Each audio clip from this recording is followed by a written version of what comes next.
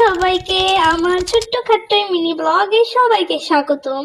তো সকাল সকালে আমি এইখানে বানিয়ে নিচ্ছি সফট ফুড। এইখানে আছে ডিম, ডাল আর মিষ্টি কুমড়া।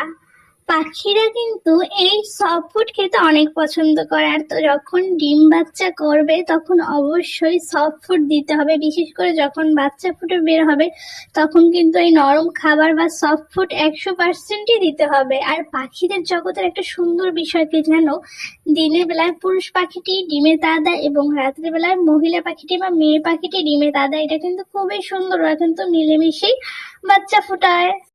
এইদিকে তিন বিং করতে করতে অনেক সময় শেষ। সেখানে সুন্দর করে মাছ মাংস নামিয়ে আমি ভিজিয়ে রেখেছি, আর এই জায়গায় চলে গেছি আমি রান্না করতে।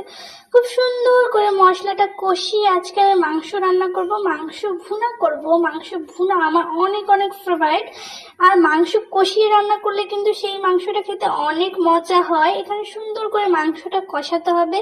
আসলে আমার মাঝে মাঝে মনে হয় কিছু মানুষকে যদি সুন্দর এইভাবে আমি কষাতে পারতাম তাহলে অনেক ভালো হতো। কারণ কিছু মানুষের কথাবার্তা এরকম হয় যার কোনো অ্যান্সার হয় না বা অ্যান্সার দেওয়া যায় না, এমন এমন প্রশ্ন করে।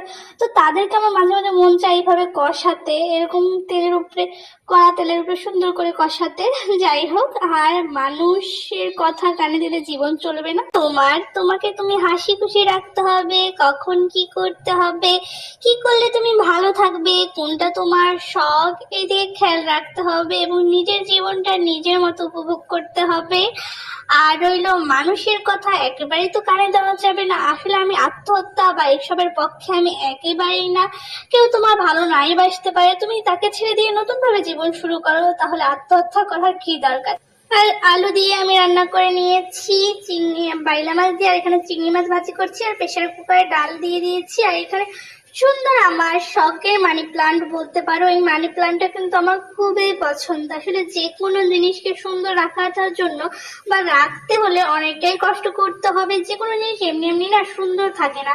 এই কারণে প্রতিদিন বা প্রতিদিন 3-4 দিন পরে কিন্তু মানি প্লান্টের পানি পাল্টে দিয়ে পাতাগুলো খুব সুন্দর করে ধুয়ে রাখতে হবে, তাহলে মানি প্লান্ট খুব সুন্দর থাকবে। আর দেখো আমার মানি প্লান্টে কি সুন্দর শিকড় জাগিয়ে গজিয়েছে, মানে গজিয়েছে, শিকড় কত গজিয়েছে কথাটা বলতে গেলে আমি যেরকম গাজিয়েছি বলে ফেলি, যাই না কেন কথা তাড়াতাড়ি বলতে গেলে হয়তো বা এরকমই হয়। যাই হোক, সুন্দর করে মানি প্লান্ট গাছটা ধুয়ে এটাকে আমি এখন সুন্দর করে টানিয়ে রাখবো। আসলে আমার এই মানি প্লান্ট গাছটা কিন্তু অনেক অনেক ভালো লাগে। আমার যদি কেন গাছপালা খুবই ভালো লাগে, গাছপালাকে ভালোবাসতে ভালো লাগে, গাছপালার সাথে সময় কাটাতে ভালো লাগে।